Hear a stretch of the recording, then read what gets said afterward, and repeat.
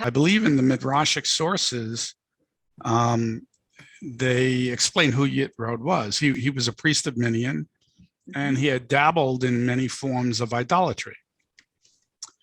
Somebody who seems to be a seeker. And obviously he's engaged in and distanced himself from various forms of idolatry, sort of in a serial fashion. So that seems to speak to him being a seeker of truth in some way, shape, or form.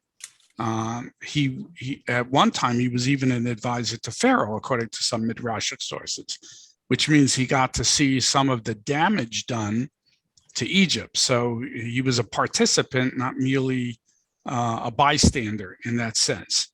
And having seen what he saw and seeing a slave nation make it out of the current superpower of the day, Egypt, must have had a serious impact on him. So that's sort of a background on Jethro and his experience and his viewpoint.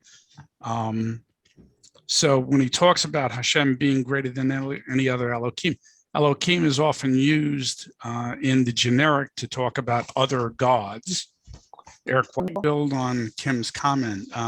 Rabbi Joshua Berman wrote a book called Ani Mani, and he brings out a historical perspective that the surrounding nations were based on the law of rule. What the Torah introduced and what Moshe is introducing is the rule of law, not the law of rule, but the rule of law, which was intended to be. In other words, the surrounding nations were basically hierarchically dictatorial. So it was the law of rule. Whoever was the ruler, that's it. All right. What they said goes. Here we're talking about the rule of law. So the law has to be taught, and the law is more egalitarian. It treats kings, judges, the ordinary laity all the same. Everybody is subject to the same law. So the Torah actually does something radical in history here. It introduces the rule of law over the law of rule, or law of rulers, if you want to put it in that sense. So I thought that was an interesting insight by Rabbi Joshua Berman. And that's part of this evolution. You're trying to. So what's the plural for? The Rabbi Yitzhak Ginsburg's Kabbalistic texts refer to the word Elohim to imply multiple powers. In other words, God has multiple powers.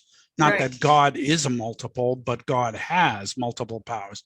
And if you look at the first verses in Bereshit, in Genesis, about the creation of the universe, it's all about powers, the power of God. It's Elohim that is used. It's not Hashem's ineffable name that's being used. Right. So they're referring to the multiple powers of God. Yes, but it is interesting. I attended a rabbi's lecture, and he once made a distinction between covenanting and contracting. Covenanting is about forming a relationship. Contracting is transactional. So we're talking about developing a covenant here. So it's about relationship formation between God and various peoples. Oh, beautiful. All right, everybody, let's head back to the, let's see if we can head back somewhere.